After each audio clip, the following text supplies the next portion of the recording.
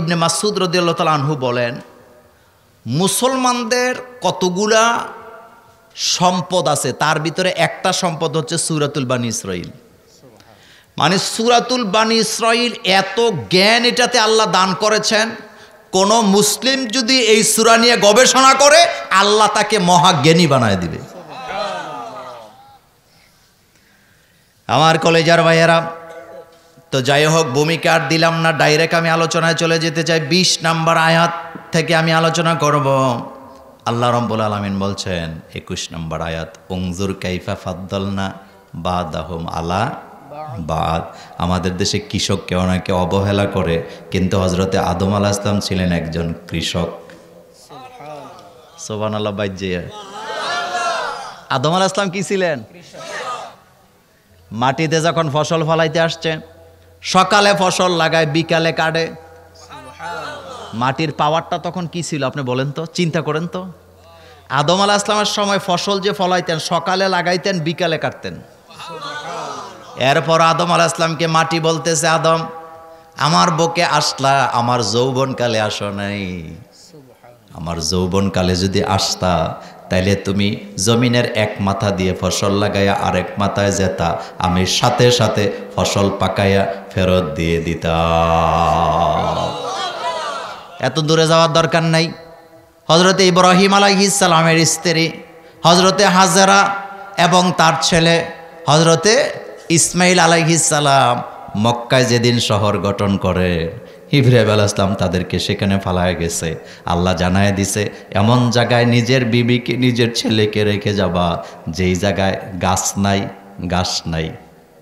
দুইটা কথা বলছে, গাছও নাই, ঘাসও নাই। আপনি চিন্তা করেন তো।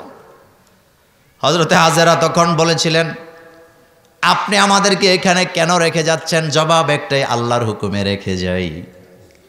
কিছু খেজুর, কিছু পানি, আর কিছুই না, এগুলা দিয়ে চলে যাচ্ছেন। হযরতে হাজেরা বিকালবেলা খেজুর খাইয়া খেজুরের বিচিগুলি সাইডে ঢিল মারছে।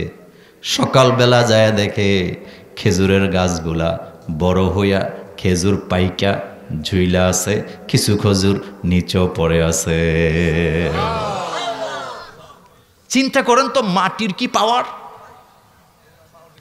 আমার কলেজার ভাইয়েরা, এত সোজা কথা নয়, জিনিসটা একটু চিন্তা করেন।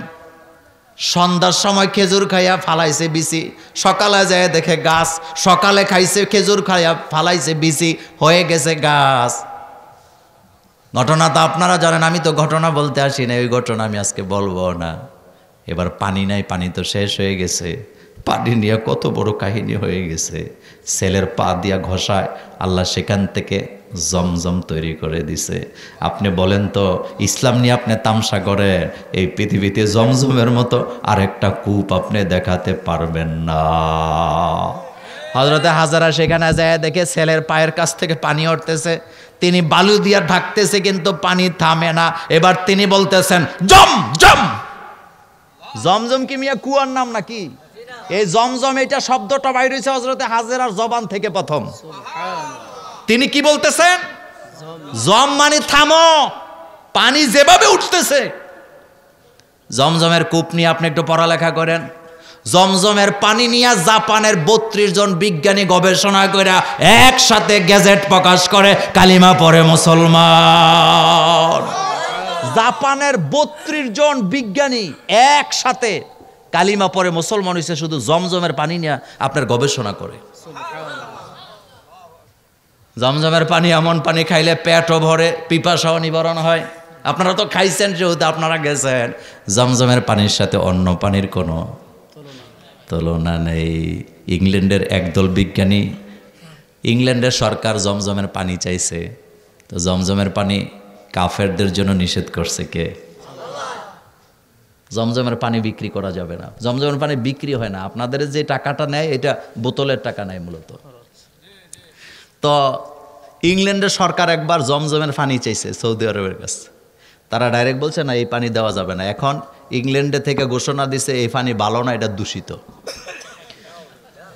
ওই যে খাইতে না পারলে আঙ্গুল ফল, বুঝছেন তো কথা। পরে আবার তাদেরই ছাত্ররা গবেষণা করে বলেছেন এই পৃথিবীতে জমজমের পানির মতো মানুষের জন্য উপকারী আরেকটা পানির কোনো কূপ পৃথিবীতে নাই। আমি শুধু আপনাদেরকে শোনাচ্ছি ওই কথা, এবার খেয়াল করেন। হজরতে হাজেরা তিনি সকালে খেজুর খেয়ে বিচি ফেলায়, সন্ধ্যার সময় গাছ হয়ে যায়। লোকেরা রাস্তা হারাইয়া ওট নিয়ে রওনা দিছে, কাফেলা এক রাস্তা দিয়ে যাচ্ছে মক্কার কাছাকাছি। তাকায়া দেখে উপরে পাখি উঠতেছে। একজন আরেকজনকে, কাফেলার লোকেরা বলতেছে পাখি তো উড়ে সেখানে পানি থাকে। মিয়াসা ফাও জায়গায় পাখি উড়ে না, পাখি উড়ে সেখানে পানি থাকে। একজন আরেকজনের কই তো গ্রাম দেখা যায়, এই গ্রাম তো গত কয়েকদিন আগে গেলাম, দেখলাম না, রাস্তা বোধহয় ভুল হয়েছে। মুরব্বী একটা কয় না রাস্তা ভুল হয় নাই, চল কাছাকাছি যাই।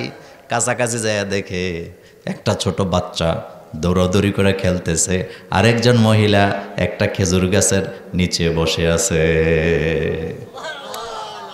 সেখানে তারা গেছে। হজরতে হাজেরাকে আল্লাহ পাক এলহাম, যেটাকে ওহি বলা হয়, মাধ্যমে জানায় দিছে তুমি পানি মানুষকে ফ্রিতে দিবা, কিন্তু খেজুর মাগনা দেওয়া যাবে না। সুবহানাল্লাহ বলবেন না? শিক্ষাটা কে দিচ্ছেন? পানিটা ফ্রিতে দিবা, কিন্তু খবরদার খেজুর ফ্রি দিবা না। ব্যবসা শুরু হয়ে গেছে আমার ভাইয়েরা। এবার খেয়াল করেন, কাফেলার লোকেরা আইয়াই প্রথম তো পানি দরকার। কি দরকার? হযরতে হাজেরা ডাইরেক্ট বলছে এই পানিতে হাত দেওয়া যাবে না, আমি তোমাদেরকে বাটি দিয়ে পানি উঠায় দেব, কারণ এটা পবিত্র পানি। বাটি দিয়া পানি উঠায়, উঠায় উঠেরে খাওয়ায়, বকরিরে খাওয়ায়, কাফেলার লোকেরা খায়। তারা হাসি মুখে বলতেছে এমন পানি তো জীবনে খাই নাই, এটা কেমন পানি, পিপাসাও বিবরণ হয়, ক্ষুধাও নিবরণ হয়ে যায়।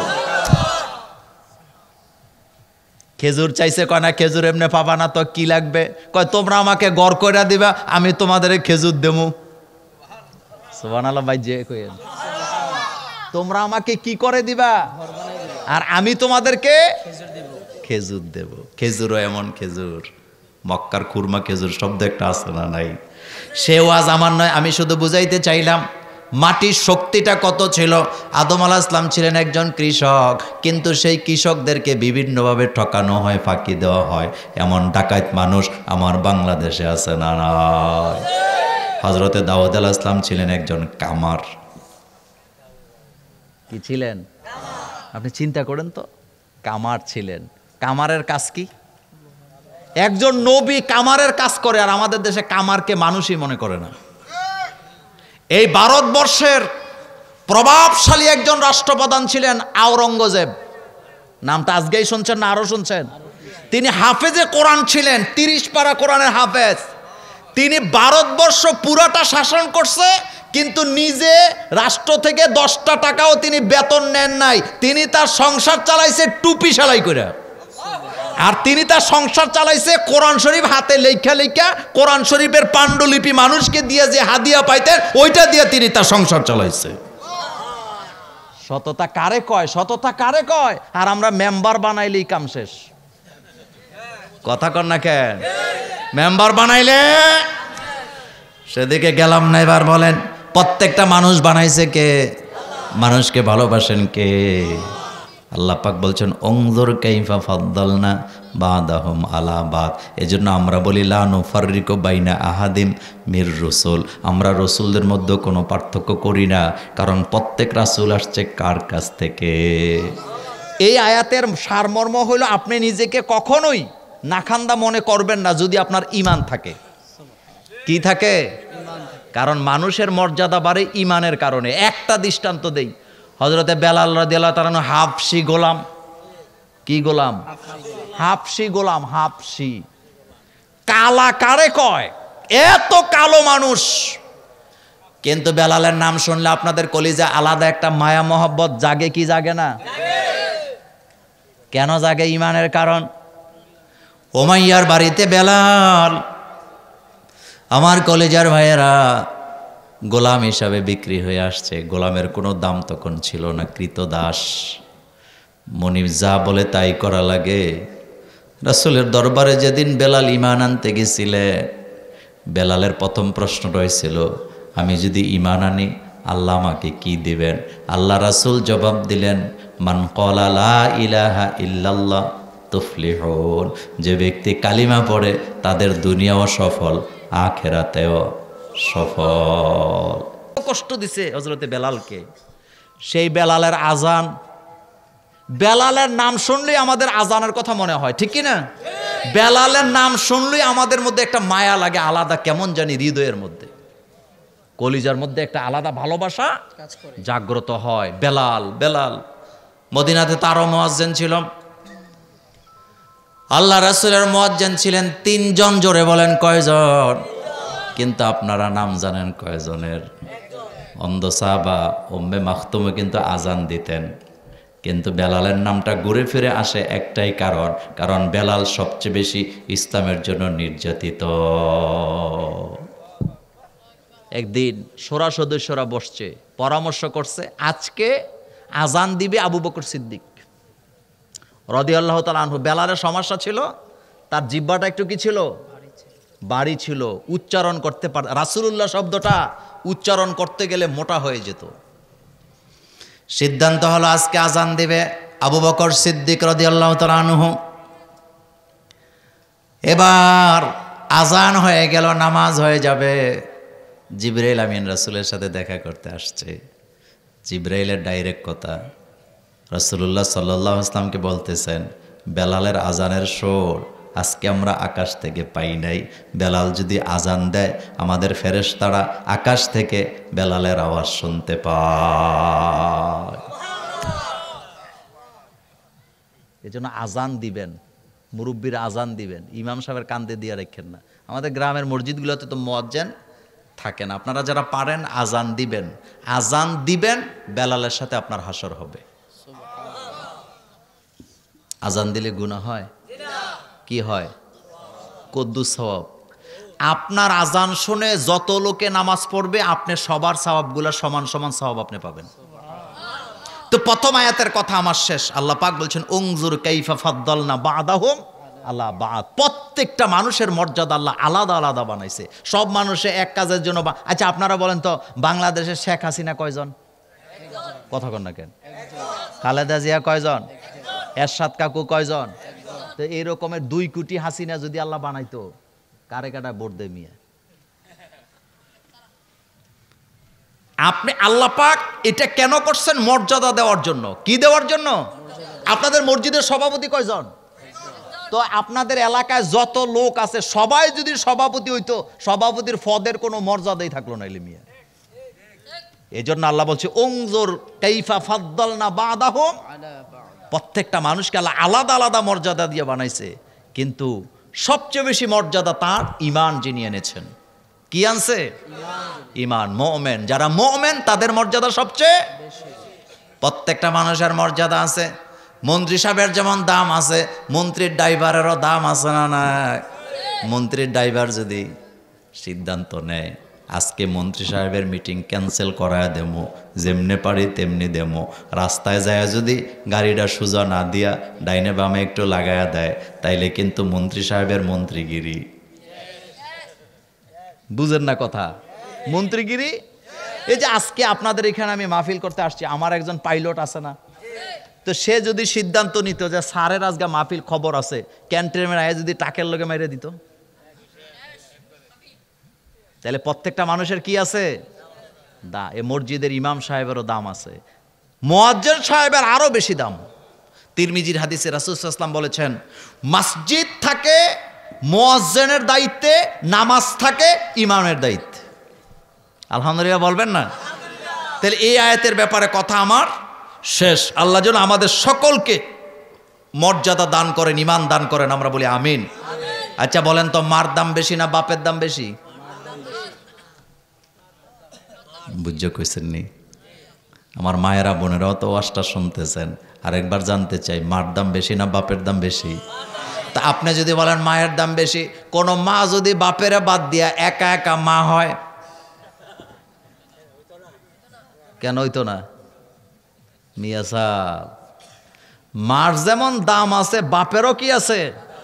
কোন মা যদি বাপ ছাড়া মা হয়, সন্তান জন্ম দেওয়ার পরে যদি জিগায় এটার বাপ কেডায়, যদি বাপের দরকার কি, মা আছে, তাহলে গ্রামের লোকেরা এই সন্তানটা বৈধ বলবে না অবৈধ বলবে?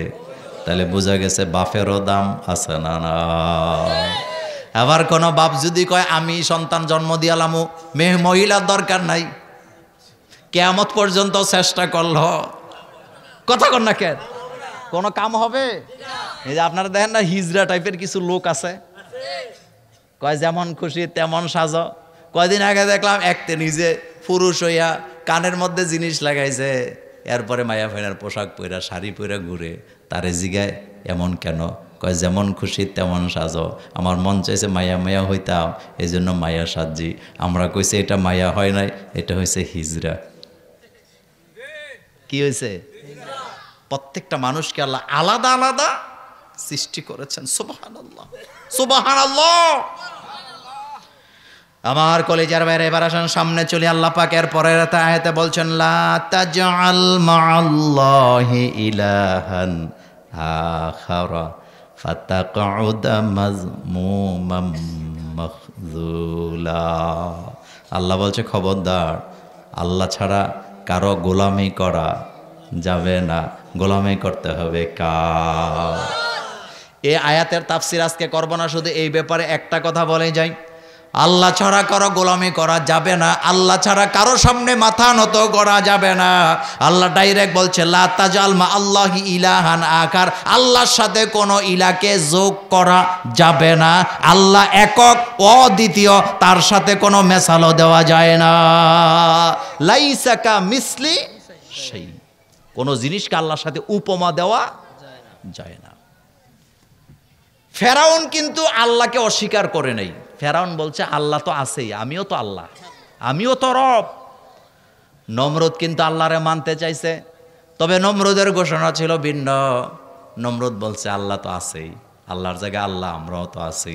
আর মক্কার কোরাইশের নেতারা, তাদের প্রস্তাব ছিল ভিন্ন।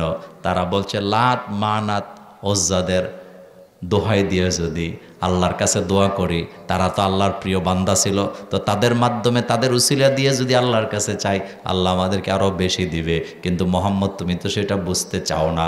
আমাদের বাংলাদেশেও ইদানিং কিছু এমন বন্ড মানুষ আছে, ডাইরেক্ট আল্লাহর কাছে না চাইয়া ইনডাইরেক্ট মাজারে যাইয়া মাজার পূজা করে করে চায়, এমন মুশরিক আছে না না? আচ্ছা বলেন তো, আল্লাহ কি কানে শোনে না? এই যে আমরা বলি সামি আল্লাহু লিমান, আমি যে ডাকি আমার ডাক শোনে কে? আল্লাহ শোনে, আল্লাহ শোনে, আল্লাহ শোনে। আপনি কোথায় যাচ্ছেন, কি করছেন, কি ভাষায় কথা বলেন, সব ভাষা বুঝার ক্ষমতা আমার আল্লাহর আছে না নাই?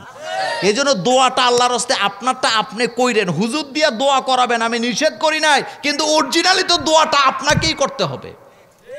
আচ্ছা আমি একটু গ্রাম্য ভাষায় বুঝাই। এক গ্রাম দেশে একটা কথা আছে, তল তল ছাতার তল, বল বল নিজের বল, ঠিক না?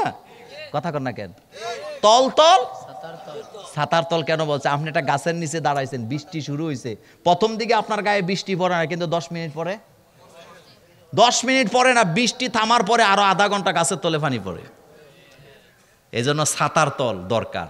আর নিজের গায়ে শক্তি না থাকলে আরেকজনের শক্তি দিয়ে বেশি দিন চলা যায় নাকি? যায় না।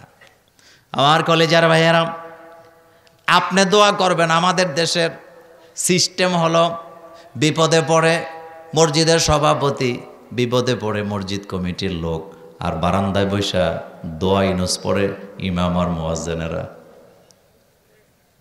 বুঝেন নাই? রাসূল হাদিসে বলছে দোয়া ইনুস পড়বে তারা, বিপদে পড়বে যারা। আপনি বিপদে পড়ছেন, আপনি দোয়া ইনুস পড়বেন, কিন্তু উনি টেহা দিয়া দোয়া ইনুস পড়ায়।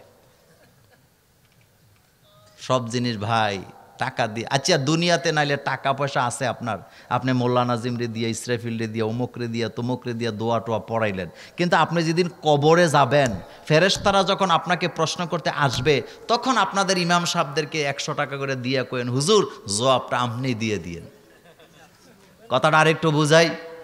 দুনিয়াতে বিপদে পড়ছেন, দোয়া ইনুস পড়াইছেন হুজুররে দিয়া, বিপদে পড়ছেন জিলাপি খাওয়ায়া দোয়া করছেন মসজিদে, বিপদে পড়ছেন আলেম দাওয়াত দিচ্ছেন, এগুলা দাওয়াত দিতে আমি একবারও নিষেধ করি না, দিবেন।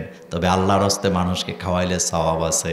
কিন্তু আপনি বলেন দুনিয়াতে আপনি দোয়ার প্রতি আপনার কোনো আকর্ষণ নাই, নিজে দোয়া করতে জানলেন না, আল্লাহকে চিনলেন না, নবীকেও মানেন নাই। মরার পরে আপনি যদি কবরে যান, যাওয়ার পরে ফেরেশতারা যখন আপনাকে সওয়াল করতে আসবে, আপনি কয়েন এগুলা তো হুজুরগো কাজ, এসব প্রশ্ন আমারে করো কেন, আবার আরবিতে কথা বলো কেন, আমাদের হুজুরদেরকে 100 টাকা করে হাদিয়া দিয়া দেব, হুজুররা আমার জব দিয়ে দেব। কথা কর না কেন? কোনো লাভ হইব নি ভাই? তো নিজের ফুজিটা তো নিজেই করা লাগবে রে ভাই। কথার কেমনে বুঝাইতাম নিজের খাইয়া, কেমনে বুঝাই? আপনি বিশ্বাস করেন, আপনার যদি ঈমান আমল ঠিক না থাকে, আপনার ছেলে যদি হাফেজে কোরআন হয়, আপনার বাপ যদি আলেম হয়, আপনাকে তারা কোনো উপকার করতে পারবে না। বিশ্বনবীর সামনে একজন ইহুদি যুবক বসা থাকে। সহিহ মুসলিমের এই হাদিসটা আমি বলি আপনাদেরকে, শোনেন। বিশ্বনবী যখন কথা বলে, একজন ইহুদি যুবক রাসূল সাল্লাল্লাহু আলাইহি ওয়াসাল্লামের সামনে বসে কথাগুলি শুনে, চাতক পাখির মতো বসে থাকে। আল্লাহ রাসূল একদিন যুবককে বলতেছেন, যুবক তুমি এখানে কেন বসে থাকো? তুমি তো ঈমান আনো নাই, তুমি তো ইহুদি। ইহুদি যুবক বললেন, হুজুর ঈমান আনি নাই ঠিক, কিন্তু আমি আমার জীবনের চাইতে আপনাকে বেশি ভালোবাসি। মুহাম্মদ সাল্লাল্লাহু আলাইহি ওয়াসাল্লামকে বলতেছে, আমি তো আমার জীবনের চাইতে আপনাকে বেশি ভালোবাসি। হঠাৎ 2 দিন যুবক আর নাই। কয়দিন? সাহাবাদেরকে রাসূল বললেন যে ইহুদি যুবকটা আমার সামনে বসা থাকতো, সে কই? 2 জন সাহাবা বাড়িতে গেছে তার, যায় তার বাপের কাছে বলল, আপনার ছেলে কই? এবার যুবকের বাপ বলতেছে, আমার ছেলে আজকে 2 দিন অসুস্থ, আমি বুঝতে পারছি, মুহাম্মদ সাল্লাল্লাহু আলাইহি ওয়াসাল্লামের কাছে আমি নিজেই যাব, আমার ছেলে অসুস্থ, রাসূল যেন আমার ছেলের জন্য একটু দোয়া করে। যুবকের বাবা আল্লাহ রাসূলের কাছে যায় বললেন, মুহাম্মদ সাল্লাল্লাহু আলাইহি ওয়াসাল্লাম, আমি ইহুদি, ওই যুবকের বাবা যেই যুবক আপনার সামনে বসে থাকতো। কেন আসছেন? আমার ছেলেটা অসুস্থ, আপনি একটু আমার ছেলেটাকে একটু দেখে যান। আল্লাহর নবী বসা থেকে দাঁড়ালেন, সাহাবাদেরকে বলেন, চলো আমি ইহুদি যুবককে দেখতে যাব। এই যে সকালবেলা রুগী দেখতে যান না আপনারা, অনেকে জানতো, রাসূল বলেছেন যে ব্যক্তি সকালবেলা কোনো রুগীকে দেখতে যাইয়া কপালে হাত দিবে, 70,000 ফেরেশতারা তার জন্য দোয়া করে। কয় হাজার? আবার বিকালবেলা যদি রুগী দেখেন, সেম সওয়াব আপনি পাবেন। আল্লাহ রাসূল ইহুদির বাড়িতে গেছে যুবককে দেখার জন্য। নবীজি যাইয়া যুবকের দিকে তাকায়া বললেন, যুবক আমি জানি তুমি আমাকে ভালোবাসো, কিন্তু তুমি তো ঈমান আনো নাই।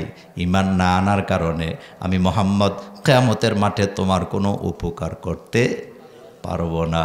তোমার উপকার যদি আমার করতে হয়, তাহলে তোমাকে পড়তে হবে লা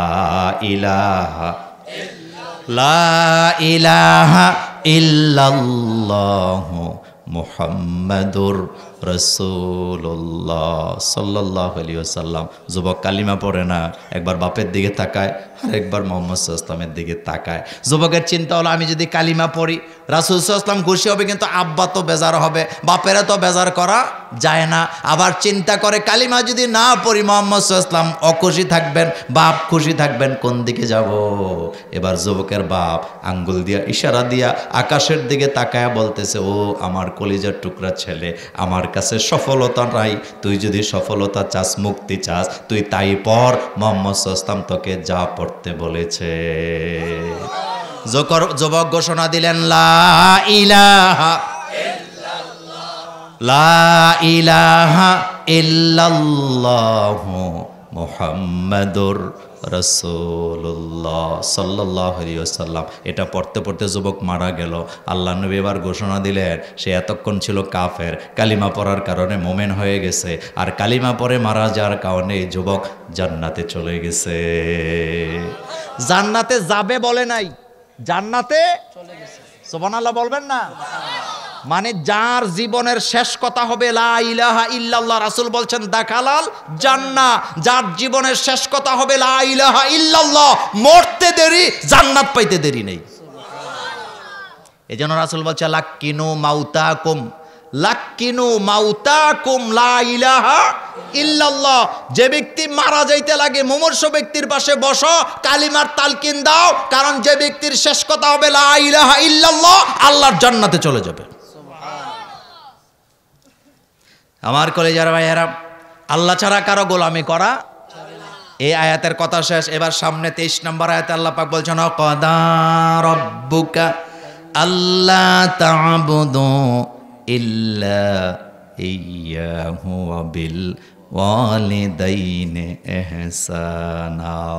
এটা আমার শেষ আলোচনা এবং এখান থেকেই আজকে কিছু কথা নিয়ে যাব ইনশাআল্লাহ। প্রথম কথা হলো